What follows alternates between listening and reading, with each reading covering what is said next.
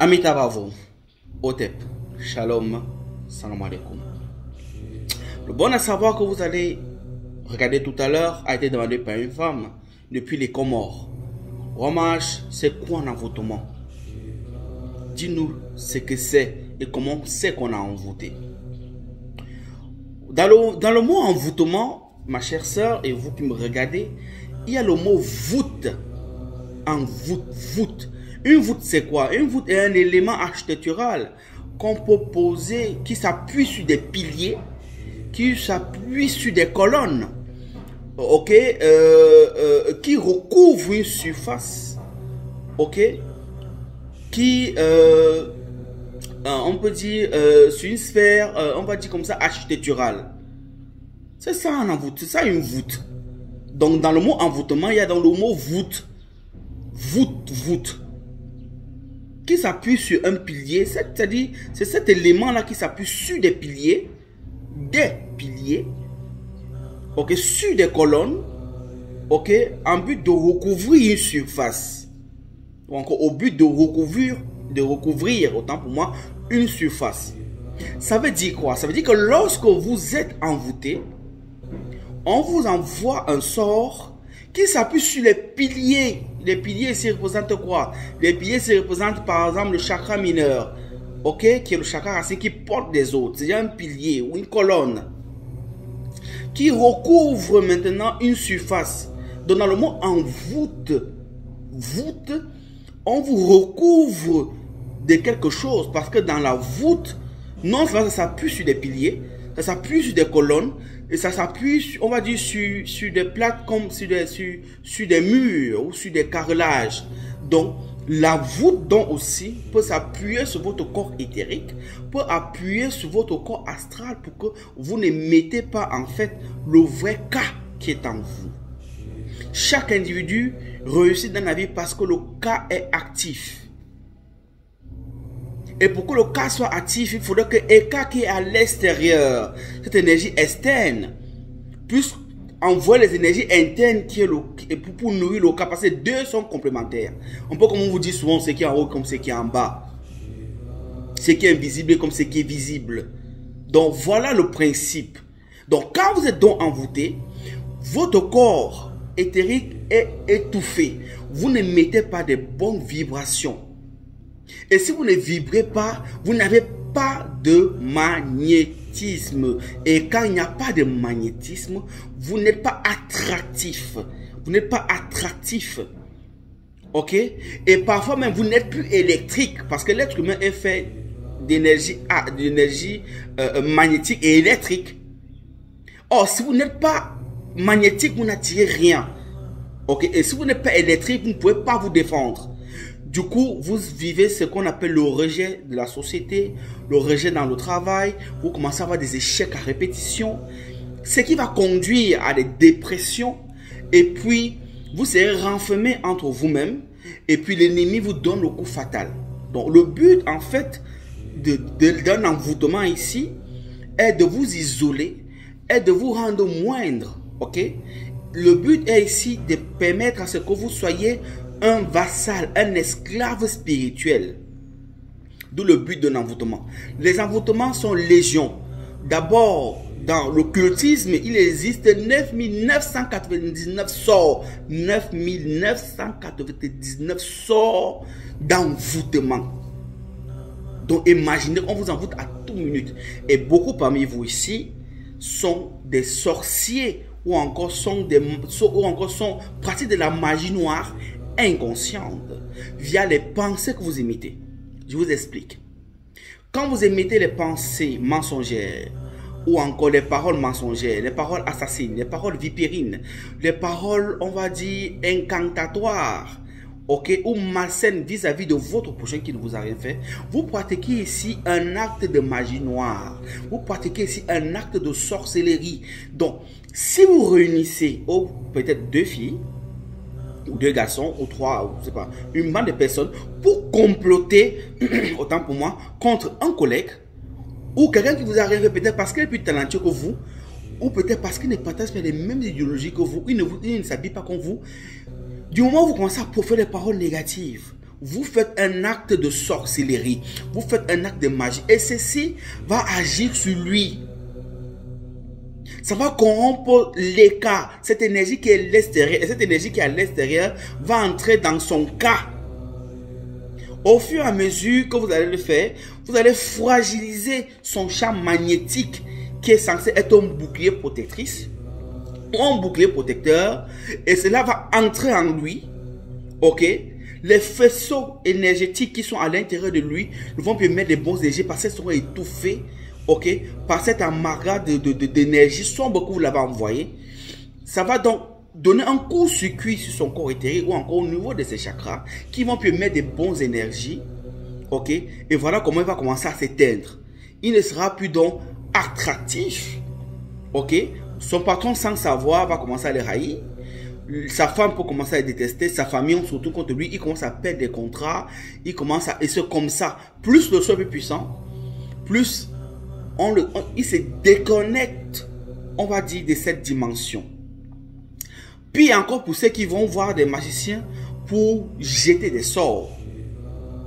Ça veut dire que vous dites, en ce temps-là, le monsieur devient, c'est-à-dire on le coupe, on va dire comme ça, on le dombre, c'est le mot, on le dombre, c'est-à-dire que il est envoûté, mais il est couvert, dans les cas les plus élevés, il est couvert de ce qu'on appelle un greffe, une greffe. Donc on le greffe même sur le plan astral dans certains cas. Là, il prie, il jeûne, ça sera très difficile s'il n'a pas les techniques requises pour se débarrasser de ça en fait. Donc, oui, ce sont les choses qui existent. Maintenant, comment sentir que vous êtes victime d'un envoûtement? Pour sentir que vous êtes victime d'un envoûtement, vous allez avoir parfois des pertes de mémoire qui commencent à devenir répétitifs. Vous allez avoir des migraines de temps en temps qui deviennent répétitifs.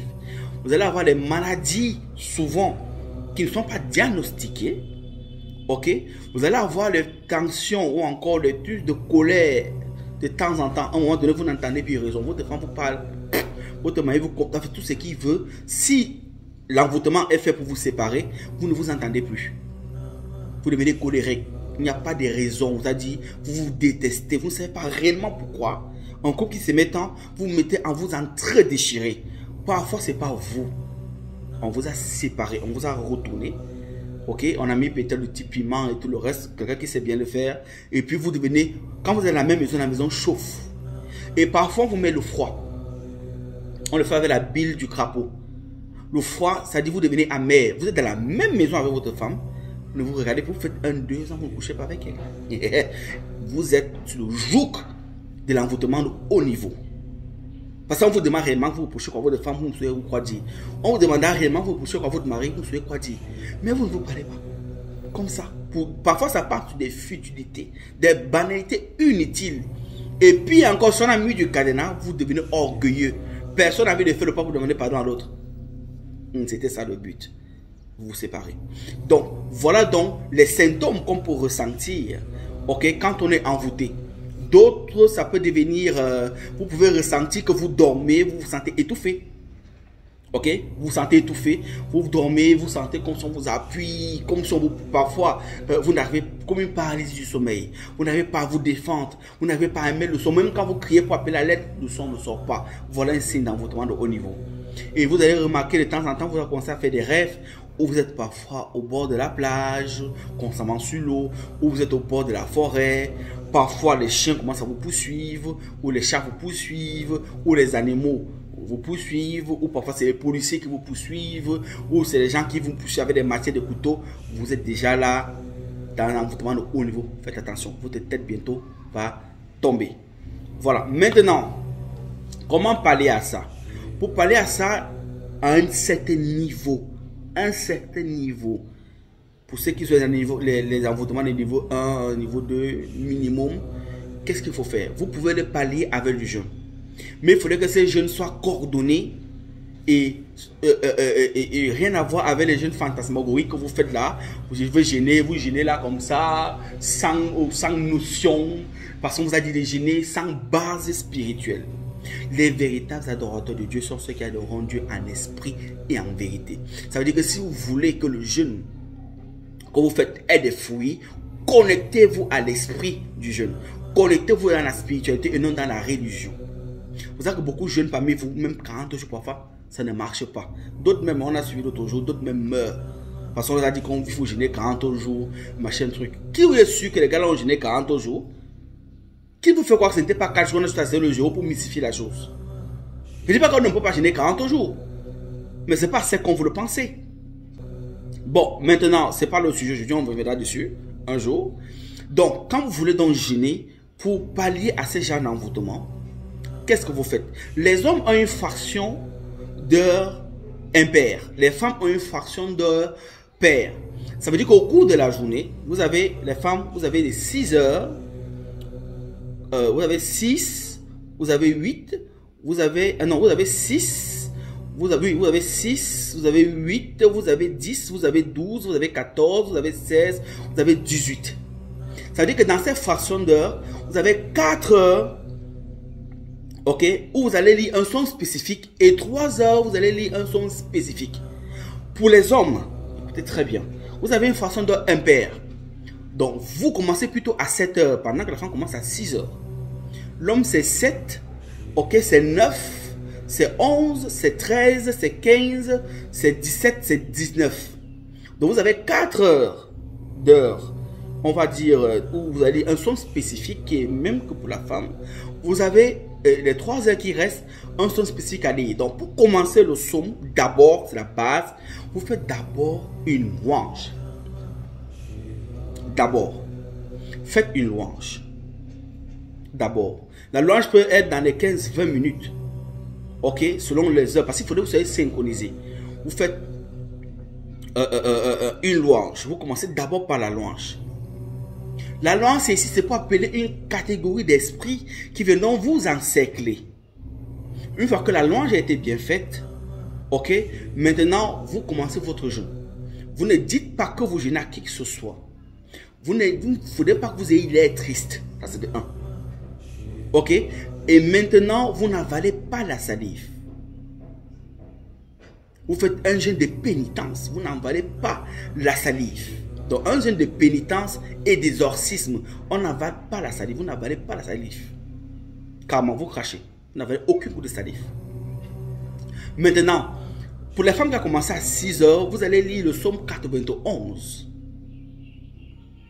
Pendant les 4 premières heures, donc, pendant les 4 là. Donc, de 6 heures, de 6, 8, 10, 12, vous lisez le psaume 91. Donc, à chaque arrêt, à chacune de ces heures-là, vous marquez une pause, vous faites une louange, ok, vous lisez le psaume 91 pour détruire toute forme d'envoûtement, toute forme de sorcellerie. C'est là les meilleurs psaumes. Ok, vous le faites. Les 3 heures qui vont suivre, vous faites maintenant, vous allez lire le psaume 45. Ok? Vous lisez le psaume 45. Et quand vous finissez le psaume 45 maintenant, vous faites plutôt une adoration. On est clair. 4 heures, vous faites des louanges, le psaume 91. Les 3 heures qui restent, vous lisez le psaume 45 et vous clôturez avec une adoration. Le jeûne ici ne doit que faire 4 jours. C'est assez suffisant. 4 jours, c'est suffisant. Pourquoi 4? Parce que 4, c'est le chiffre de la matière. Si vous n'avalez pas la salive, vous vous déconnectez pendant le jeûne qui est bien suivi. On va dire comme ça. Vous tuez la matière. C'est-à-dire, vous tuez la matière. Donc, vous quittez la 3e dimension pour subjuguer la 4e dimension. Vous allez au-delà de la matière. C'est très important. Maintenant, les hommes, vous commencez donc à 7 heures. Ok? 7 heures. 9 heures, 11 heures, 13 heures, ok? Vous commencez donc maintenant le psaume 91 avec votre louange. Ok? De 15 heures, 17 heures, 19 heures, les 3 heures qui restent maintenant, quand la première étoile va sortir, là, vous, hommes, vous clôturez donc maintenant avec le psaume 45 avec l'adoration. C'est très important. Pendant les mêmes 4 jours. Maintenant, quand vous coupez le jeûne, c'est-à-dire après l'adoration maintenant, vous ne mangez pas une véritable nourriture. Vous prenez des fruits ou des agrumes. Vous mangez question de reprendre des forces. Voilà comment on fait un jeûne. Et je vous donne même mon bonus. Quand vous commencez le jeûne, allumez une bougie de couleur blanche. Allumez une bougie de couleur rouge. C'est très important. Allumez une bougie de couleur rouge. À chaque heure, si vous êtes quelqu'un qui est à la maison, à chaque heure, vous éteignez. À chaque heure, vous réallumez. C'est-à-dire, après une fraction d'heure, vous éteignez la bougie. Après, pas quand vous voulez recommencer, vous allumez encore la bougie. C'est comme ça, pendant ces heures-là. Et quand vous voulez maintenant commencer, maintenant au son 45, vous allumez plutôt la bougie blanche. C'est comme ça. Voilà les secrets que je vous donne. Vous pouvez même ajouter, si vous voulez encore élever le niveau, avec l'encens roi mage. Ou l'encens qu'on appelle man. Oui. Soit l'encens roi mage, soit l'encens man. Si vous n'avez pas toutes ces choses, vous allumez la sauge blanche. Voilà comment on fait un vrai travail dans les règles de l'art spirituel. Valable aussi pour les hommes. C'est comme ça. Que la bougie finisse ou pas, vous allumez selon ces heures-là. Si vous êtes quelqu'un qui sortait, que vous allez faire son travail, ok, vous allumez votre bougie, vous calculez les heures, vous savez forcément c'est éteint. Quand vous allez rentrer le soir maintenant, vous allumez une bougie blanche à l'honneur de la prise, de la clôture du jeûne, de la troisième fraction d'heure. Voilà comment faire un travail dans les règles. Vous pouvez reprendre comme ça la semaine qui suit pendant 4 semaines. Je vous assure. Et quand vous finissez comme ça, vous faites un sacrifice. Vous pouvez tuer un poulet. Vous pouvez tuer un coq blanc ou une poule blanche. Vous-même. Ok, vous égorgez. Et puis votre femme cuisine. Vous partagez à tout le monde. Vous achetez des sucreries, etc., des biscuits pour les enfants. Tout le monde. Vous faites une petite fête. Vous mangez. Voilà comment on fait un jeûne. Et quand ça finit, voilà comment on fait. Pour ceux qui ont les moyens, vous pouvez tuer même un bœuf ou un mouton.